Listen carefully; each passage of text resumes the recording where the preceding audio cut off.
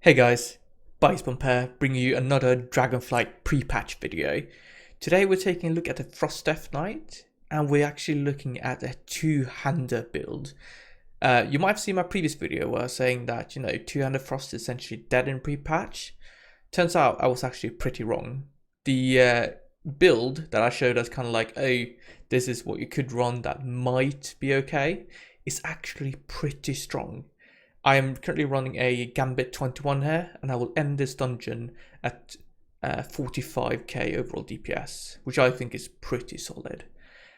It's definitely viable, 100% to Mythic Plus. It's slightly paddy, as like the damage is not the most useful damage out there, but still, solid overall. And I definitely think if you want to run a two-hander build, you got this one, right?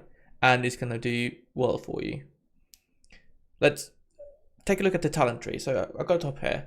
There's actually many different variations of the build that all work in similar ways and to similar levels of success, right?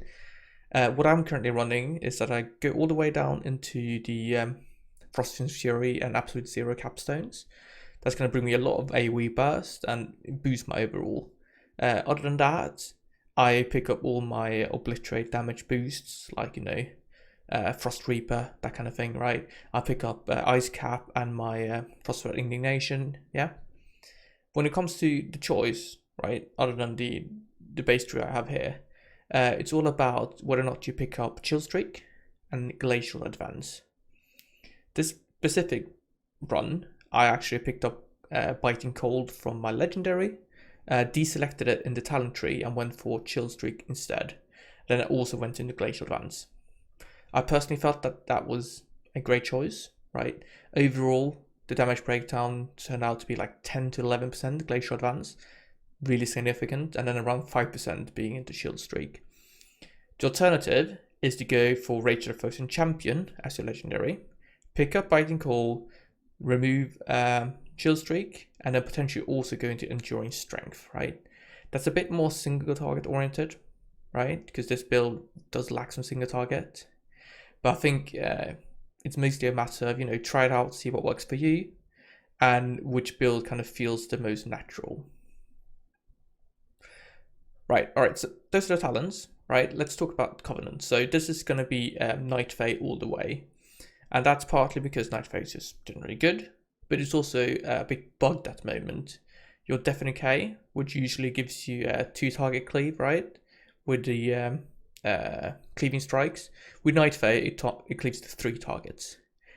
That's really quite good if you have, running Might the Frozen Wastes, right? Pop down Deafening K, we get a 3-target cleave. Those obliterates are going to be real chunky, yeah? It also means that we can pick up Karain, which has First Strike, which gives us a huge amount of crit. My base crit here is 1099, so I'm running, baseline is really high. Combine that with First Strike, combine that with picking up crit as your affix, stats. It means that we have an insane amount of crit. So we're just going to get so many natural killing machine procs, right? Which is going to deal a ton of damage in our Deafening case, and it's going to be overall really good damage, yeah? For the potency conduits, we're running Accelerate Cold and Everfrost. There's really no real choice there. Now, when it comes to legendaries, as I said, there's 2 primary choices. Either, right, you pick up Biting Cold as a legendary and deselect that in your talent tree and pick up something else like Glacial Advance or Chill Streak, depends on what you choose, right? Or you pick up Rachel Frozen Champion and get some extra single target damage due to those increased rate of Rhyme procs. We're running Avalanche here, getting Rhyme procs is really quite good. So that's why, running that will boost your single target. A big shout out to V, by the way, who kind of picked up this build and ran with it and showed that, this actually does a lot of damage. And he likes to run Racer Frozen Champion. Personally, I don't think that's the correct choice, but prove me wrong, do experiment a little bit and see what works for you. All right, so that was, when it comes to other, gear, I quite like running Scars with Scars of Fraternal Strife, great trinket, and then I also run Decanter. And those two together is like the general Mythic Plus trinket, lots of passive damage, great burst. You know, if you manage to get your 5th rune to explode on a pack, you get a ton of damage from that. Obviously, we want Gavel of the First Arbiter. That's why we're running 2-hander build, right? Because we can use Gavel, which is also a big burst to our throughput, yeah? This build also works for dual wield, right? No real reason why it doesn't. The thing is that, you know, you kind of don't want to be dual wield because you get race rise stacks from a Glacial Advance and Avalanche anyway. You really don't care about your runic power, so you would probably run something like, you know, a normal enchant on one of your weapons. We want to run 2-hander. We run Fallen Crusade as our Rune Forge, and we want to run Gavel because that's a huge DPS increase. Every time we use it, if we get like an AoE rune, or whatever you call that, ton of extra damage, right? Cool, so that's the build. As I said, take what I play, experiment with it, swap out some talents, see what works for you, and just have fun with it, right? Now let's talk about the rotation. So what are the main kind of priorities here? Overall, it's kind of like just the normal Frost single target, like Frost rotation, right? You spend your killing machines on Obliterate, you try and use your Rhyme procs on Howling Blast, you use your runic power on Glacial Advance now, in my case, right? If you're not picking up Glacial Advance, you're spending it on Frost Strike. Generally, you want to pop down your Death Stew as much as possible and, you know, leverage those big Obliterates to do a lot of cleave. You can see here, I'm gonna accidentally knock myself out of stealth because I have scars on 3 runes, which means that it kind of kills me. Every time it deals damage, it brings you out of stealth, which is why I died here. What we also want to do is that, you know, once you use Pillar on cooldown, try and hit as many targets as possible with our Frost Whelp, right, to get the maximum mastery buff.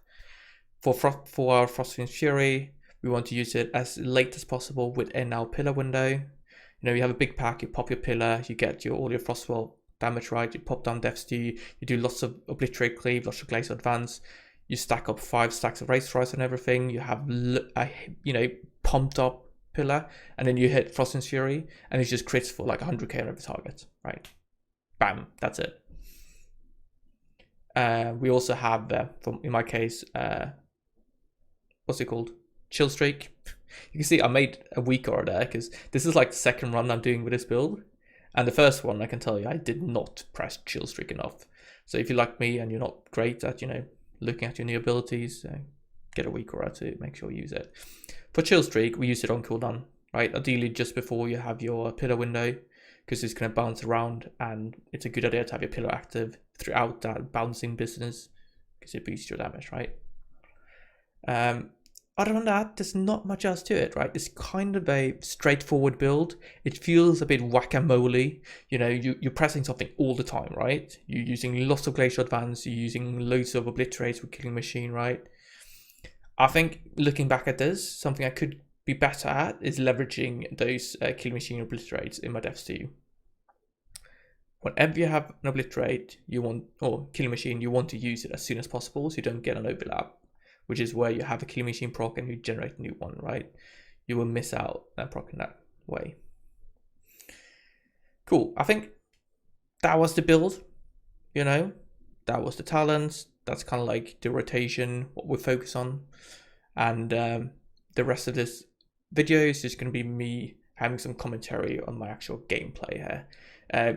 We kind of had the big pulls already. You know, the first half of Gambit is about pulling loads of Murlocs. It's a great place to have Frostfiend's Fury because, you know, Murlocs die quickly. So you can press Frostfiend's Fury as like one of the first GCDs and get all that extra juicy pet damage, yeah? We are going to have some more, you know, interesting pulls here where I'm going to peak quite high in DPS. For instance, next pull is quite a big one. I preemptively press Scars because I know that we're going to get a teleport. It's going to take us a while to get into the pool, and then we're going to get a big burst for lots of damage. I have most of my cooldowns ready, so now we can see exactly how to like initiate a pool. We're going to start with using our Remorseless Winter. We're going to pop down our Death Stew, right? We're going to use our Pillar. We're going to start that juicy Obliterate Cleave. right? We're going to fill in with Chill Streak, end up with a big Frostwind's Fury, and then lots of Glacial Advance as well. Right, you can see all my spells up here if you can't follow me talking, yeah? It's a bit bugged where it shows you Remorse of Winter lots of times, but you can still see the spells. Overall, solid pull, 150k DPS. Lots of it actually from our Obliterate Cleave, which is really powerful. If you're close to 100% crit, right, it's almost like you have Obliteration talented because you're just getting Killing Machine procs after Killing Machine proc after Killing Machine proc. And that's the reason why two-hander is so good with this, right? Because we boost that Obliterate damage so much. Another pull, you know, same as before, popping out Pillar, popping out Death Stew, getting that Obliterate Cleave as well as Glacial Advance. And then just doing a solid amount of AoE damage. Yeah? Alright, we got our next... it's probably going to die quite quickly, yeah, actually. We're running Death's Echo, right? So we have double Death's Stew windows, which can be very useful. If a pack lives so long, right, after the first Death Stew, we pop down the next one and keep just pumping out that damage. I would, you know, the negative aspect of this build is that it doesn't do that well on single target. But to be honest, that's nothing which is exclusive to Frost DK. If you look at my teammates here, I actually top boss damage as well. Because just because I have that solid, you know, high obliterate damage, you know, quick pillar windows. And usually you can leverage some kind of cleave on bosses and boost up your damage that way. Alright, another pack. We're using our Chill Streak and cooldown. Making sure it's out there, right? If you don't use it on cooldown, you're going to end up not... it won't be worthwhile for you to pick it up. And to be honest, it might not have been worthwhile for me to run it this run either. But still, I think, like, you know, 5% overall damage, that's kind of what I expect from a cooldown like that. So I'm happy. Right, single target. We're going to use Glacial Advance on single target to stack up 5 stacks of Race Rise. We also get it from Rhyme procs, yes. But Glacial Advance deals, you know, similar-ish damage to a Frost Strike. So I would definitely use it to stack up that first 5 stacks. And then you just maintain the buff with Rhyme procs after that point. You can see here, 40k DPS. Solid, in my opinion. We have our Empowered Rune Weapon with Accelerated Cold, gives us a ton of haste, loads and loads of Killing Machine procs, and just, you know, blasting out some good damage, really. We're also, in this fight, gonna try and leverage our Frostwhelp Indignation as much as possible, right? If we can hit our pillar, so that little dragon hits a couple of extra targets, giving us nice, solid mastery boost, we want to do that. For instance, you can see here, I look at those and I'm like, yeah, we can get some extra value here. And you see, I got 3 stacks, which is, you know, something I'm happy about, actually. So just 2 stacks, too bad. I tried my best anyway. That said, we end at 25k DPS. I'm happy. We're at 50k overall so far. We're gonna have a couple of more big pulls and then kill the final boss, and we're gonna end up at 45k. At the end of the dungeon, you will see me having the damage breakdown. It's going to be primarily obliterate damage, but also Morse's Winter, of course, our big AoE button, as well as Glacial Advance and Frostwind's Fury. Another pull, we have Pillar on 10 seconds, unfortunately, but we are setting up ourselves for a big Frostwind's Fury, right? We have the 4 stacks from Death's Stew, right? Everything has 5 stacks of Race Rise. We hit it off, and boom, we're at 150k DPS. This is like your kind of ideal scenario. We have everything ready. This is what it should look like, you know? Boost up your pillar window, make sure everything has Race Rise, and then hit an insane Frostwind's Fury. And then you can do that every 1.5 minutes due to the capstone we picked up. All right. Another thing that I should point out, which I probably aren't doing optimally, is pressing Morse's Winter enough, right? Sometimes I had it a bit had it on cooldown for too long, right? It's your primary AoE button, so it should be used as much as possible. Whenever you have it off cooldown and you're not using it, that's damage you lose overall. All right, we're going to kill both of these stars here and then move on to the final boss here. I love the fact that, you know, obliterates feel really chunky. You hit it, you know, bam, immediately 20 to 30k hit. It feels good to press, doesn't it? Don't be afraid to use pillar on single targets. Like, it's better to use, it has such a short cooldown, right? It's like 30 to 40 seconds realistically. So press it all the time, even when you don't get full value from Frostwell's Indignation. Holding it to get more value is probably going to lose you out on DPS overall. Cool, we're going to pull the boss here. I'm kind of imagining in my head, going to get some good value on my chill streak here when he spawns the ads, yeah? You can see I have it right here. I'm going to probably put some link in the description for the shield streak aura if you want it, or just let me know in the comments and I can send you one. I just made it myself in a couple of minutes. It's not too tricky. Apparently, I didn't use chill streak. Instead, I've opted to obliterate those ads with a Frostworm's Fury. But hopefully, we're going to get another set if we don't just kill the boss too quickly. Let's see. Make sure we use our Death's Tube. That should be used on cooldown a single target as well.